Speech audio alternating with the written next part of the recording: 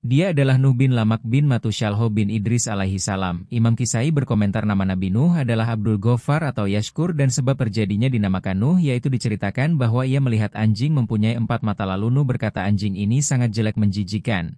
Kemudian anjing tadi bicara pada Nuh wahai Abdul Ghaffar engkau menghina ukiran apa yang mengukir?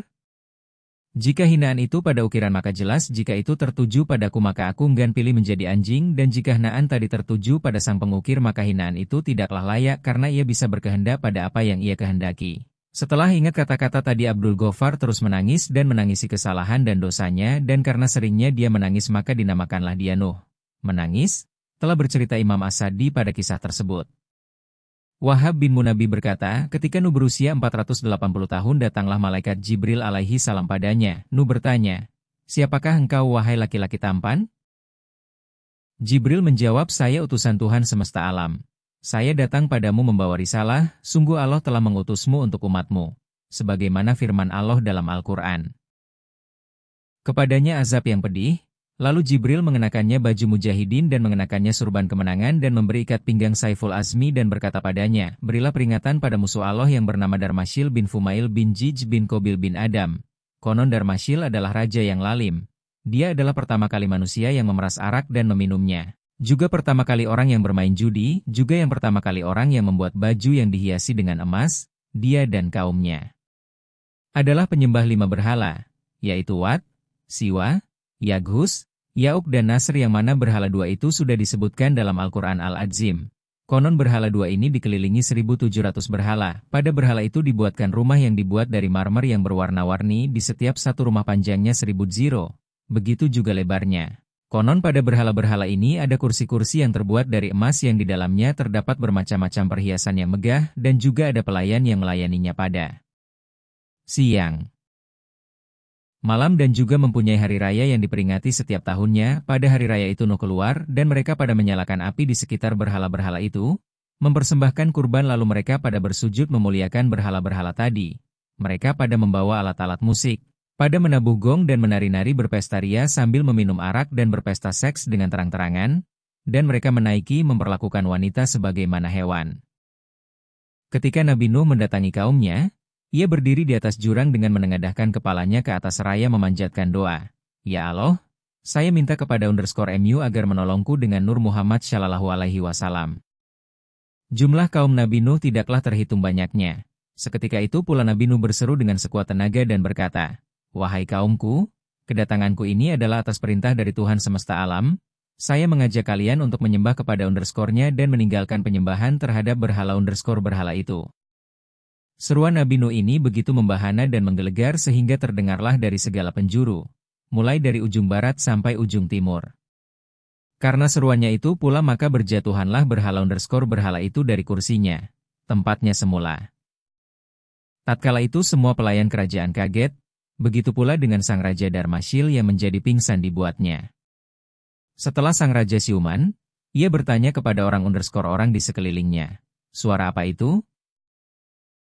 Kemudian salah satu dari mereka menjawab, itu adalah suara seorang laki yang bernama Nuh, dia adalah orang gila yang akalnya sudah tidak normal lagi. Seketika itu pula sang raja memerintahkan prajuritnya agar membawa Nuh ke hadapannya. Ketika Nabi Nuh sudah berada di hadapannya, sang raja pun bertanya, siapa kamu? Nabi Nuh menjawab, saya adalah Nuh, utusan Tuhan semesta alam. Saya datang ke sini membawa risalah agar kalian semua beriman kepada Allah dan meninggalkan semua berhala itu. Kemudian sang raja berkata, jika memang benar kamu gila, maka saya akan mengobatimu. Jika memang benar kamu fakir, maka saya akan mencukupkan harta untukmu. Dan jika memang benar kamu adalah orang yang terlilit hutang, maka saya akan melunasi semua hutang_hutangmu. Lalu Nabi Nuh menjawab, saya tidaklah gila, tidak juga fakir, tidak juga terlilit hutang. Saya adalah utusan Tuhan semesta alam. Nabi Nuh adalah Rasul pertama yang termasuk ke dalam golongan ulul azmi. Allah mengutusnya kepada kaum Qabil yang mana mereka ini telah sangat keterlaluan dalam menyembah berhala dan sengaja memperlihatkan kesyirikannya kepada Allah dengan terang-terangan. Karena itulah Nabi Nuh mengajak mereka untuk beriman dan meng_esakan Allah semata serta mengajak mereka untuk berikrar dengan kalimat La ilaha illa Allah wa anna Nuhan Rasulullah. Tiada Tuhan selain Allah dan Nuh adalah utusan Allah. Ketika sang raja mendengar ucapan itu, maka murkalah ia, seraya berkata, seandainya ini bukan hari raya, maka sudah pasti akan saya bunuh kamu dengan kejam. Dikisahkan juga bahwa pada waktu itu hanya ada satu orang yang beriman dari golongan wanita, yaitu Amroh. Lalu Nabi Nuh menikahinya dan dikarunia 3 orang putra. Sem, Ham, Yafus dan serta 3 orang putri, Haswah, Saroh dan Bahyuroh. Setelah itu ada pula seorang wanita yang beriman. Ia adalah Wal'ab binti Ajuel, yang kemudian juga dinikahi oleh Nabi Nuh. Dengan istri yang kedua ini Nuh dikarunia 2 orang putra, mereka adalah Balus dan Kan'an. Akan tetapi kemudian wanita itu kembali lagi kepada agamanya yang semula setelah ia memeluk Islam. Kemudian ada lagi beberapa orang yang beriman kepadanya, mereka kira 2 berjumlah 70 orang, yang terdiri dari pria dan wanita. Setelah itu kesehariannya Nuh adalah terus keluar untuk berdakwah dengan berseru, "Wahai kaumku, sembahlah Allah, tiada Tuhan kecuali Dia dan tiada pula sekutu bagi _nya." Lalu semua kaum itu keluar dari rumahnya masing. Mereka melempari Nuh dengan batu serta sandal, sehingga membuat Nuh pingsan. Mereka mengasingkan Nuh dari dunia, mereka menyeret dan melemparkan Nuh ke dalam kotoran. Ketika Nuh telah siuman, ia lantas mengusap wajahnya yang berlumur darah, ia segera beranjak untuk melakukan sholat 2 rakaat, seraya berdoa, "Ya Allah, ampunilah kaumku karena mereka belum mengetahuinya." Nabi Nuh melakukan hal itu kira-kira selama 300 tahun. Kemudian Raja Darmasyil mati dan diganti anaknya yang bernama Tubin, yang sifatnya lebih kejam daripada ayahnya. Nuh tak menyerah untuk mengajaknya beriman sebagaimana Nuh mengajak ayah Tubin. Nuh selalu berdakwah pada kaumnya sampai 400 tahun. Sehingga masuk kurun yang kelima sedangkan kaumnya masih pada keadaan semula. Saat mendengar suara Nuh mereka menutup tangannya pada telinga sebagaimana yang telah dihabarkan Allah dalam Al-Quran yang mulia. Mereka mengumpulkan batu-batu di atas loteng, di saat Nuh lewat maka mereka melemparinya dengan batu tersebut sampai Nuh pingsan, dan mereka menyangka Nuh telah mati. Maka burung-burung pada mengibaskan sayapnya saat Nuh pingsan sampai siuman. Hal seperti itu terus berlangsung sampai melewati kurun yang keenam. Ketika memasuki kurun yang ketujuh, dan Tubin pun telah mati dan digantikan putranya yang bernama Togrodus, yang mana lebih lalim lagi daripada ayahnya. Di saat Nuh berdakwah, maka Nuh dilempari batu sebagaimana yang sudah-sudah. Kemudian Allah memberi wahyu pada Nuh bahwa tiada tersisa dari 3 orang laki-laki dan dalam perut wanita yang mau beriman ikut pada dakwahmu karena Allah telah menenggelamkannya. Maka berdakwahlah Nuh pada mereka bahwa Allah tidak akan menyisakan dari mereka sebagaimana yang dikabarkan Allah. Nuh berkata, "Ya Tuhanku, janganlah engkau biarkan seorang pun di antara orang-orang kafir itu tinggal di atas bumi. Sesungguhnya jika engkau biarkan mereka tinggal, niscaya mereka akan menyesatkan hamba-hamba-Mu, dan mereka tidak akan melahirkan selain anak yang berbuat maksiat lagi sangat kafir." Maka terbukalah pintu langit atas doa Nuh dan bergeraklah para malaikat. Sang rawi berkata, setelah malaikat pada bergerak maka Allah memberi wahyu pada Nuh agar membuat perahu. Lalu Nuh bertanya, "Ya Tuhan, apakah perahu itu?" Allah menjawab, "Perahu adalah rumah kayu yang berjalan di permukaan bumi." Lalu Allah memerintahkan Nuh agar menanam pohon jati di tanah Kufah, ada yang bilang pohon Abnus. Dan kemudian Nuh menanamnya dan membiarkannya tumbuh sampai 40 tahun sampai penebangan. Langit dicegah hujan dan bumi dicegah menumbuhkan pepohonan, di waktu itulah langit. Al-Kisai berkata, sesungguhnya Anuk ibunya Auj adalah keturunan dari anak cucu Adam yang buruk rupa dan buruk pula bentuk tubuhnya. Dia adalah tukang sihir yang mahir. Dia melahirkan Auj kemudian mati setelah 100 tahun dari kelahiran anaknya itu. Ketika Auj sudah dewasa ia berubah wujud menjadi raksasa yang tinggi badannya mencapai 600 dziro.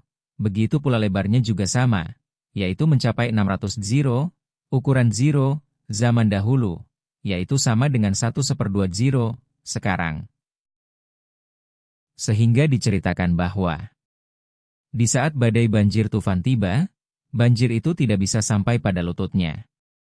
Di saat ia duduk di atas gunung, ia bisa memasukkan tangannya ke laut dan bisa mengambil ikan dari dalam laut tersebut, serta bisa memanggang ikan tadi di teriknya matahari. Di saat ia marah maka seluruh penduduk desa ia kencingi dan membuat mereka tenggelam di dalamnya. Diceritakan juga bahwa ia memperdayakan penduduk desa, Maka para penduduk berkata padanya, "Kami akan membuatkanmu baju dan kami tidak akan mengambil harganya kecuali setelah 1 tahun." Setelah itu semua penduduk desa keluar untuk membuatkan baju dari kapas dan memakaikannya pada Iwaj, yang kemudian membuat Auj pergi menjauh dari penduduk desa tersebut. Di saat ia ingin melewati perkampungan itu, ia teringat akan janjinya. Maka ia cepat-cepat lari karena takut ditagih hutangnya. Diceritakan juga bahwa Au hidup selama 4.500 tahun, sehingga ia bisa menjumpai Nabi Musa. Tatkala Nabi Musa masuk ke tanah Tih beserta rombongan Bani Israel, Auj ingin menghancurkan mereka. Ia datang pada tentara Musa untuk mengetahui ukuran kekuatan mereka, dan di saat ia mendapatkan keleluasaan, maka ia mencabut gunung dan menggendong gunung tersebut di atas kepalanya. Kemudian ia mendatangi Musa untuk memukul mundur tentara Musa. Akan tetapi gagal karena Allah mengutus burung hudhud dan menjadikan burung hudhud itu mempunyai paruh besi, lalu burung tersebut turun ke batu itu dan memaruhnya sampai berlubang. Setelah itu batu tersebut jatuh ke leher Auj dan membelenggunya sehingga ia tak bisa bergerak. Di saat Musa melihat kejadian itu maka Musa mendekat dan memukul Auj dengan tongkatnya yang memiliki tinggi 10 dziro. Lantas Nabi Musa melompat ke udara setinggi 10 dziro. Sedangkan tinggi Nabi Musa sendiri adalah 10 dziro, maka pukulannya tidak sampai mengenai lutut Auj.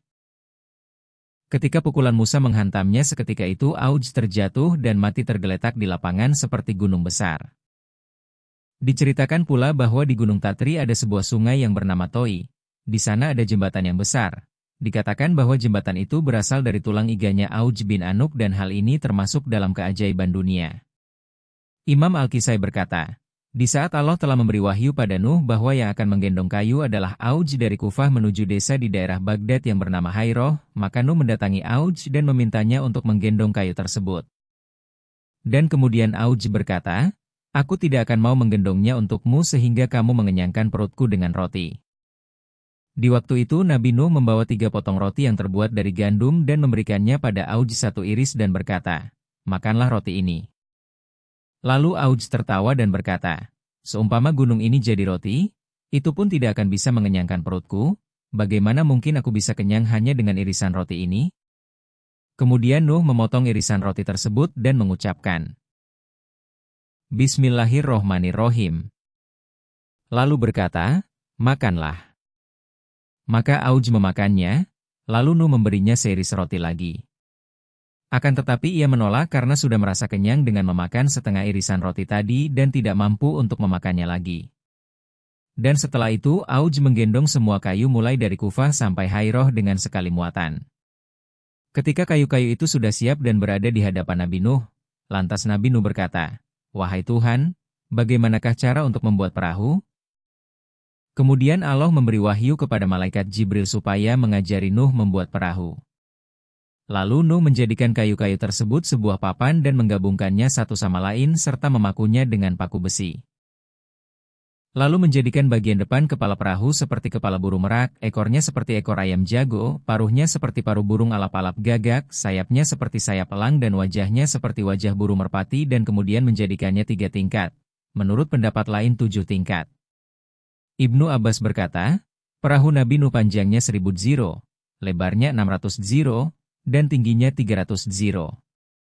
Diceritakan bahwa Nuh membuat perahu selama 40 tahun. Semua kaum menghina dan meremehkannya. Mereka berkata, "Wahai Nuh, kamu telah meninggalkan kenabian dan menjadi tukang kayu." Al-Kisai juga berkata bahwa pada suatu malam, para kaum Nabi Nuh keluar dan berusaha menyalakan api pada kayu perahu tersebut, akan tetapi apinya tidak bisa menyala. Lantas mereka berkata bahwa ini adalah sihirnya Nuh. Di saat pembuatan perahu sudah hampir jadi, maka Nuh melapisinya dengan aspal. Kemudian Allah memberi wahyu kepadanya agar memberi 4 paku di samping kanan kiri perahu dan memberi ukiran di setiap satu pakunya. Lalu Nuh berkata, "Ya Tuhan, apa faedahnya itu?" Kemudian Allah memberi wahyu kepada Nuh. Ini adalah nama-nama sahabat Muhammad. Mereka adalah Abdullah Abu Bakar, Umar, Utsman dan Ali radhiyallahu anhum ajmain. Perahu ini tidak akan bisa sempurna sehingga engkau melakukan hal tersebut. Maka Nuh melakukan apa yang diperintahkan dan jadilah perahu tersebut dengan sempurna. Kemudian perahu itu bisa bicara dengan izin Allah dan berkata dengan keras, Tiada Tuhan selain Allah, Tuhan yang maha awal dan akhir. Aku adalah perahu, siapa yang menaikiku maka ia akan selamat dan siapa yang enggan padaku maka akan hancur. Lalu Nuh berkata kepada kaumnya, "Sudah percayakah kalian sekarang?"